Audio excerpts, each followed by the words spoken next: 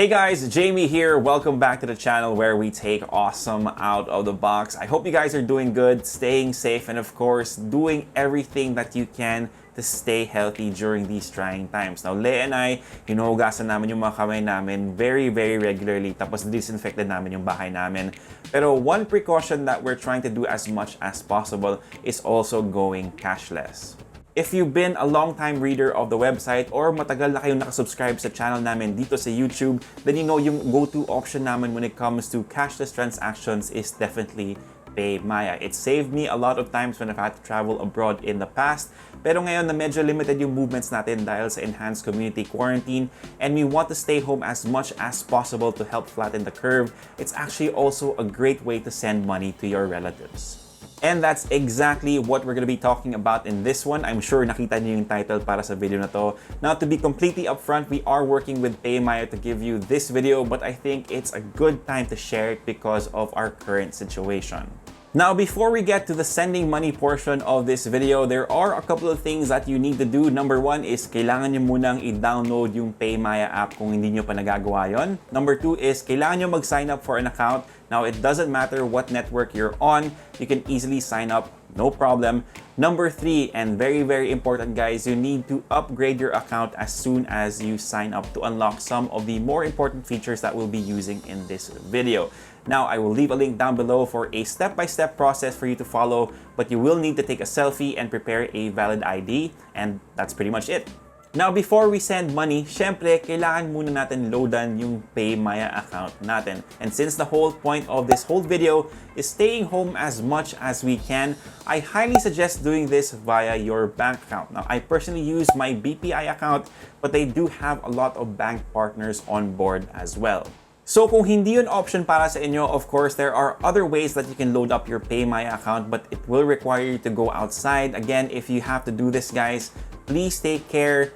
Wash your hands, wear a mask. As soon as you get home, change out of your clothes and disinfect everything that you may have touched, your car keys and your cell phone and other things like that. Again, guys, keep safe if you need to go outside, but as much as you can, stay home.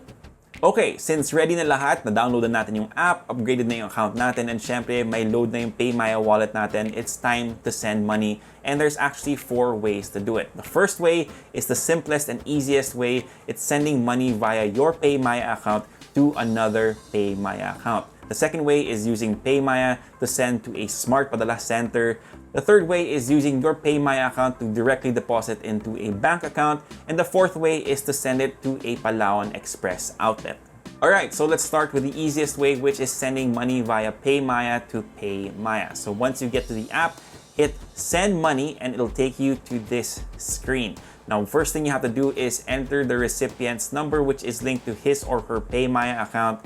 Enter the amount that you want to send and then hit continue. And this is very important, guys. It will ask you to review all the transaction details, which I highly suggest you do in case you make a mistake typing in that number or the amount. You never know, you might make a mistake and send it to someone else mistakenly and then you'll have to reverse it. Medyo hassle siya, pero yeah, review your transaction details, guys. Very important. And then when that's done, you hit send and then wait for the SMS confirmation, and that's pretty much it. You've sent money Paymaya to Paymaya. Okay, so on to the second way, which is using Paymaya to send to a Smart Padala Center. Now, this will require your recipient to go outdoors. So again, all the necessary precautions. I don't want to mention it anymore. I think I've said it enough, but very important. But other than that, an important step is to check kung bukas nga ba yung Smart Padala Center na papadalhan mo ng pera. So make them check kung bukas siya before you send the money there. So halos pareho lang naman yung steps na kailangan gawin, guys. Again, hit that send money that will take you into this screen. Now, instead of a phone number, you will need the 16-digit account number of this Smart Padala Center that you're using. And again, enter the amount that you want to send and then review your transaction details before sending it out. And then wait for the confirmation, and that's pretty much it. Now, to claim, the recipient will have to show a valid ID, their phone number, and the reference number of the transaction, so make sure you send that over to them as well. So yung third option, guys, is using a Palawan Express Outlet, and the steps are pretty much the same, pero for the account number, they have 3 designated ones for Luzon, Visayas, and Mindanao. So make sure you use the one depending on where your recipient is. I will flash them on screen, but please double check them. I will leave a link down below for Paymaya's website also, just in case I make a typo on the edit. Just to be safe, guys, again, double check nyo lang para hindi nyo ako, hindi nyo ako habulin pag nagkamali kayo or pag nagkamali ako pala.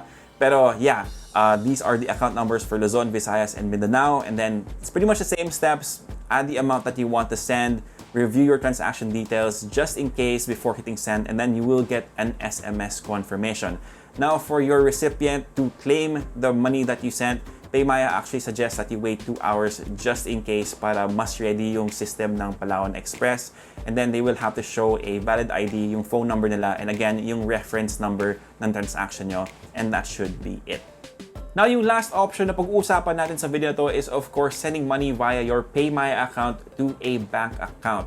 Now, it's pretty much the same, but instead of hitting send money, you have to hit bank transfer instead, and then select the bank partner of choice, and then enter the recipient details, their full name, their bank account numbers, everything like that. And then when you hit continue, again guys, very, very important step, review the transaction details before hitting send. Now, when you do hit send, you will get another SMS confirmation, and that should be it.